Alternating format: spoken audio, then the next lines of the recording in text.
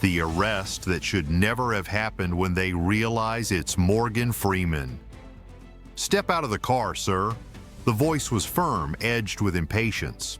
The red and blue lights flashed in the rearview mirror, painting streaks across the sleek black Cadillac Escalade parked on the side of a quiet Mississippi road. Morgan Freeman sighed. It wasn't the first time he had been pulled over. At 86 years old, he had lived through decades of racial profiling, had seen how a black man behind the wheel of a nice car could still be seen as a threat, but that didn't make the moment any less frustrating. He rolled down the window, keeping his hands in clear view on the steering wheel. He had played this scene out too many times before, not in a movie, but in real life. "Is there a problem, officer?" he asked, his deep, unmistakable voice steady. The younger cop, barely in his late 20s, didn't seem to recognize him. His grip on the flashlight tightened as he shone it directly into Freeman's face. "License and registration now." There was no "sir" this time, no attempt at politeness. From the passenger seat, Freeman reached into the glove compartment, his movements slow and deliberate. The night air was thick with tension. He could feel it pressing down, coiling like a spring just waiting to snap. The second officer, standing just behind the first, shifted restlessly, his hand hovering near his holster. Freeman handed over his documents. The officer barely glanced at them before stepping back. "Step out of the vehicle." No explanation, no reason, just an order. Freeman's jaw tightened. "I'd like to know why I'm being asked to do that." The officer's smirk was barely visible under the glow of the flashing lights. "You fit the description of a suspect we're looking for." The lie was so predictable it almost made Freeman laugh. But what happened next? It would turn a routine stop into a national scandal. Do you believe respect should be earned, not forced? Comment 1 for yes, 0 for no. Morgan Freeman had always known what it was like to be watched. In Hollywood, it was different.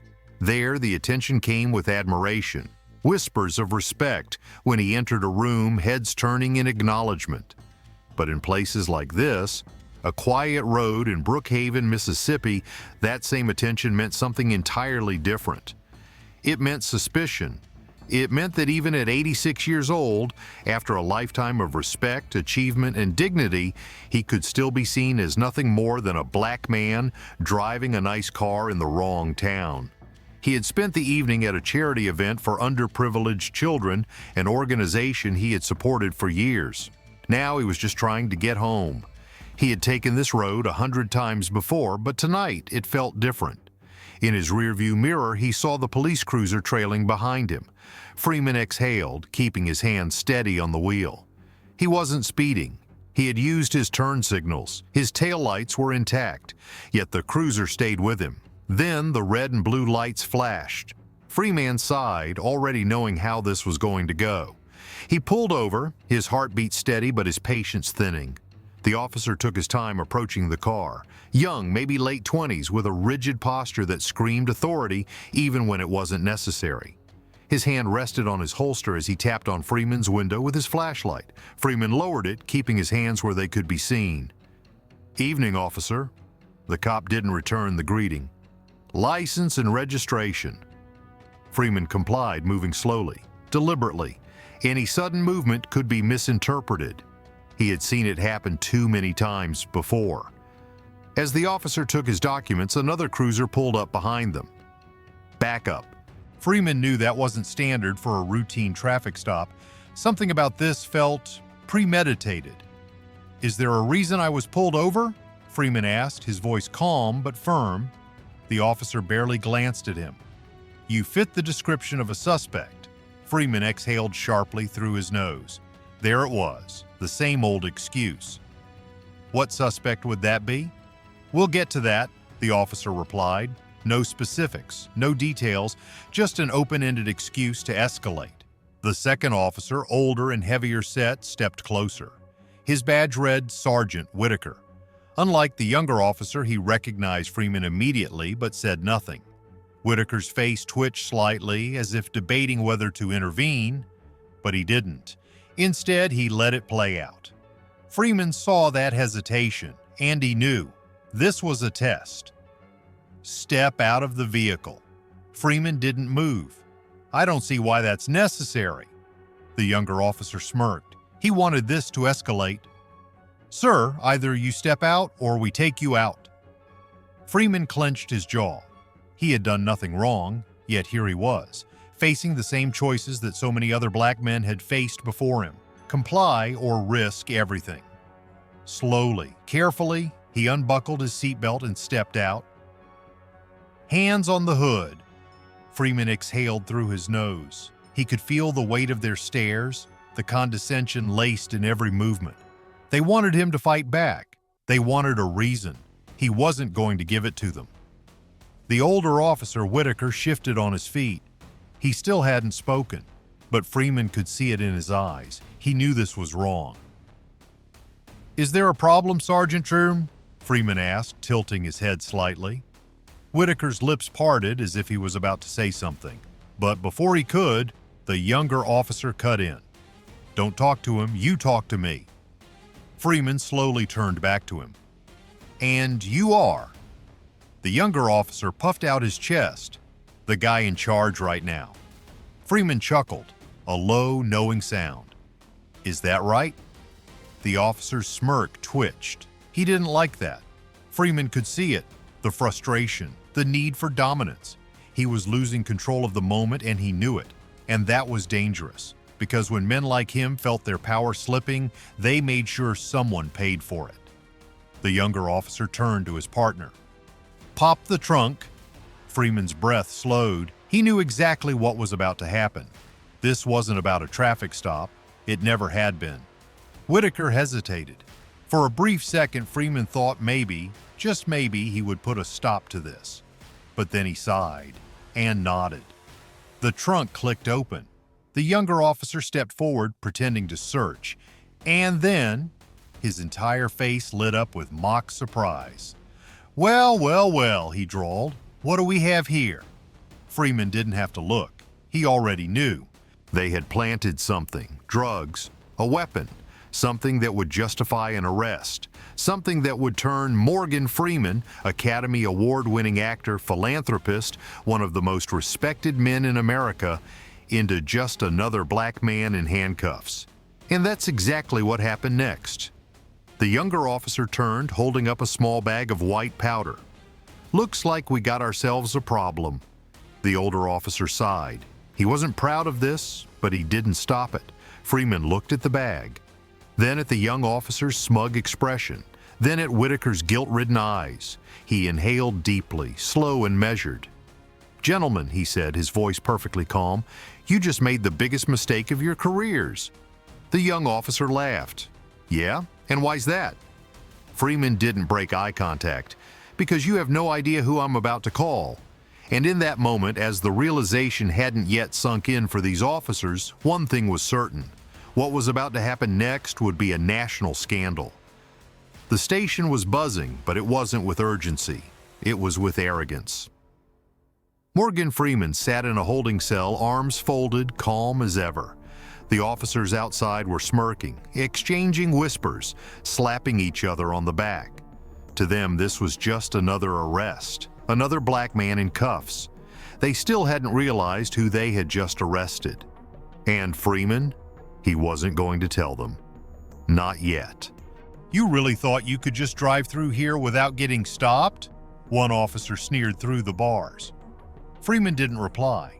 He had long learned that silence was sometimes the most powerful weapon. The younger officer, the one who had planted the drugs, leaned against the cell door, arms crossed. What's the matter, old man? He taunted. Not used to being treated like the rest of us? Freeman exhaled, slow and steady. The rest of us, he repeated, his voice carrying the same weight it always did. The officer blinked, thrown off by the calmness in Freeman's tone. Yeah, he said, though there was less confidence now. The law applies to everyone, even rich folks like you. Freeman let a small smile play at the corner of his lips. So that's what this is about? You think I'm some rich man who thinks he's above the law? The younger officer scoffed. You tell me. Freeman leaned forward slightly, his voice low. Son, you have no idea who you just put in this cell. For a brief moment, something flickered across the officer's face. Doubt, uncertainty. But it disappeared just as quickly as it came. "You're just another guy who thought he was untouchable," the officer said. "Guess what? Not anymore." The station erupted in laughter, and Freeman sat back, waiting. Because the moment that would wipe those smirks off their faces was coming. Eventually, an officer strolled in and leaned against the bars. "You get one phone call," Freeman nodded. "That's all I need." The officer led him to a desk where an old landline phone sat.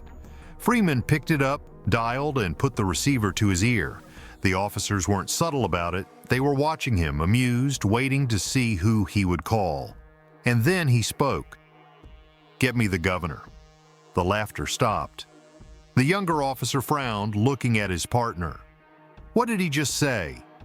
Freeman remained perfectly calm. "Tell him Morgan Freeman is calling, and tell him it's urgent." The entire station went silent. The officer working the desk sat there unmoving.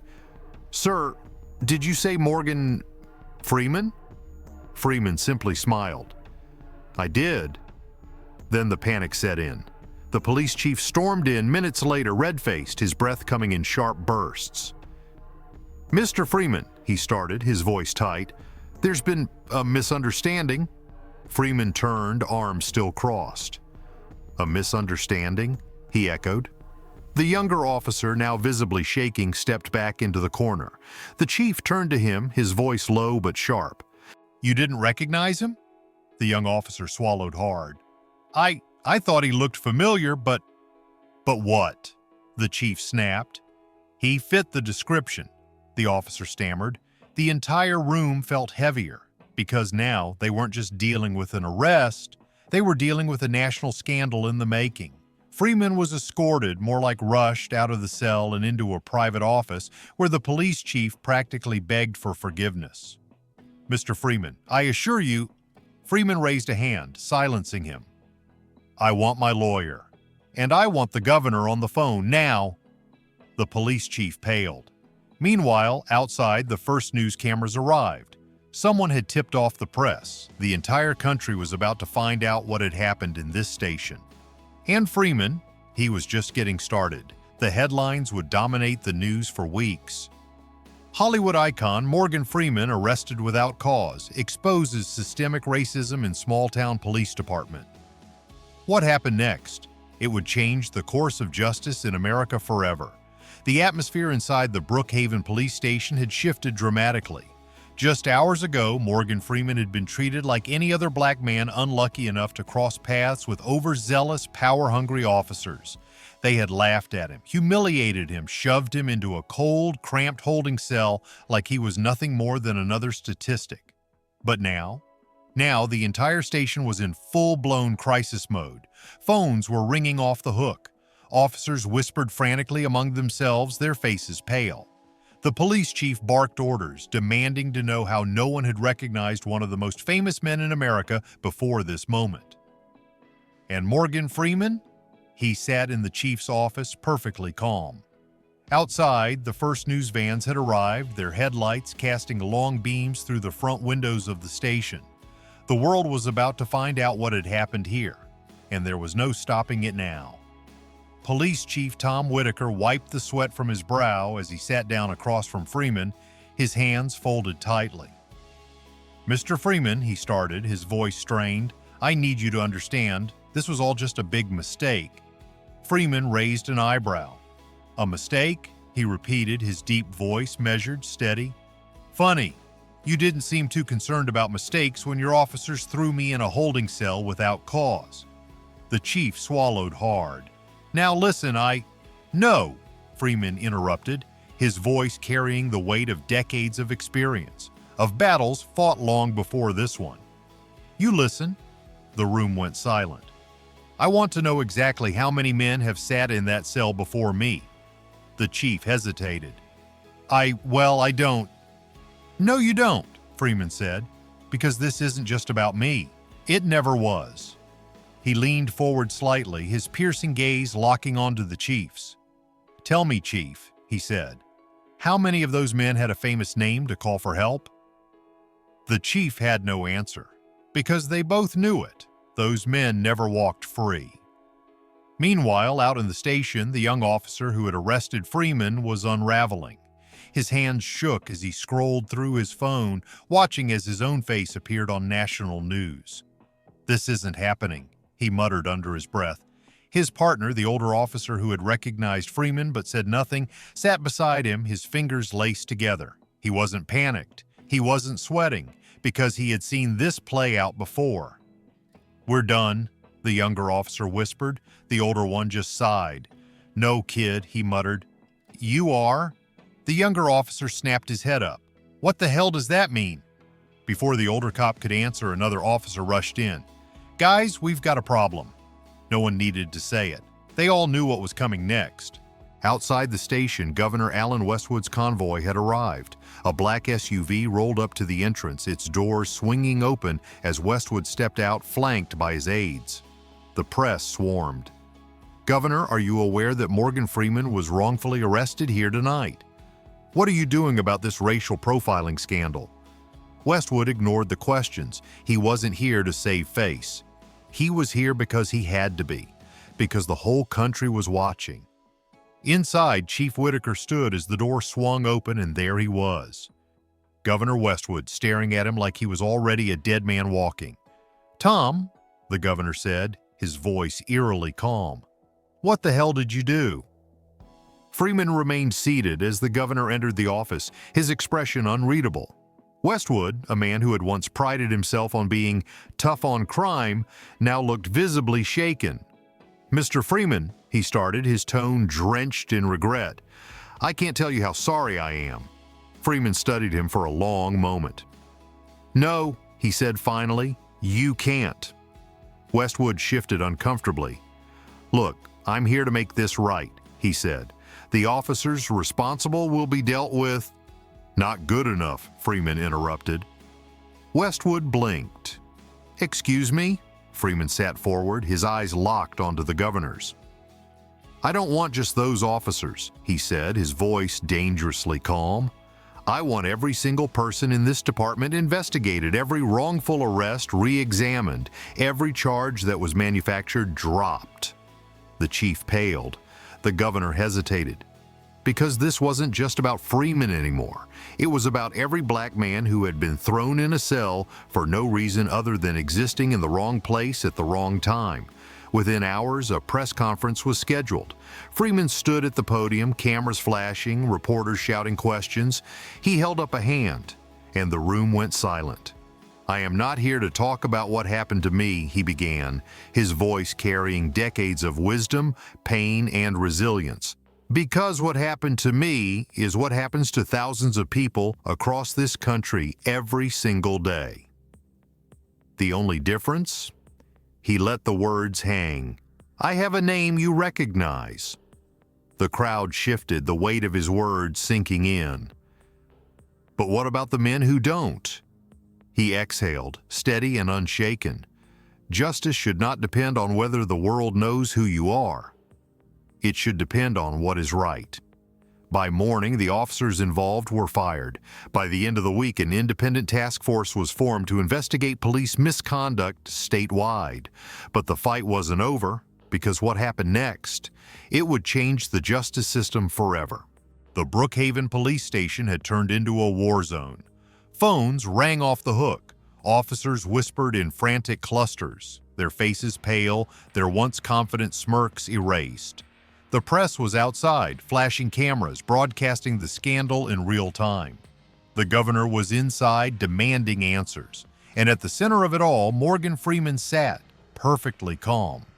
The men who had arrested him just hours ago, the ones who had laughed, mocked, and dismissed him, now stood frozen, watching their careers crumble before their eyes, because they had no idea that the moment they slammed the cuffs on him, they had set off a chain reaction that would shake the very foundation of their corrupt system. And the world was watching. The tension in the precinct was unbearable. Chief Tom Whitaker had gathered his senior officers in the conference room, but it felt more like a last-minute strategy meeting before a total collapse. "We need a way to contain this," Whitaker muttered, rubbing his temples. The officers shifted uneasily. They had done things like this before, stopped black men for no reason, thrown them in holding cells, manufactured charges when necessary. But they had never done it to someone with this much power. And now they were trapped. The younger officer, the one who had planted the drugs, couldn't stop pacing. His face was pale, his hands trembling. "We're screwed," he muttered. "They're going to crucify us for this." The older officer, the one who had recognized Freeman but said nothing, exhaled sharply. "No," he said, "you're screwed." The younger cop snapped his head up, eyes wide. "What?" "You're the one who planted the evidence," the older officer said flatly. "You didn't stop me." The younger cop shot back. The room fell silent, because that was the truth. None of them had stopped it, and now there was no stopping what was coming next. Out in the hallway, Governor Allen Westwood wasn't waiting anymore.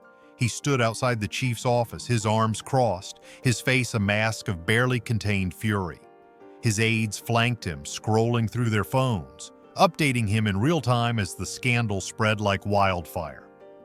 "Tom," Westwood said sharply, his patience gone. Whitaker flinched. "Sir, spare me," Westwood cut in. "I don't want excuses. I want to know how the hell you let your officers arrest Morgan Freeman for nothing." Whitaker had no answer. "I'll tell you what's going to happen now," Westwood continued, stepping closer. "First, you're going to release him. Then you're going to hold a press conference and take full responsibility, and after that, you're going to hand in your resignation." Whitaker's breath caught. "Sir, please." "You're done, Tom," Westwood said coldly. "You just don't know it yet." And with that, the governor walked into the office where Morgan Freeman was waiting. Within an hour, the Brookhaven Police Department had been surrounded by reporters. Microphones were set up. Cameras rolled. Freeman stood at the podium, the flashing lights illuminating his calm, unshaken expression.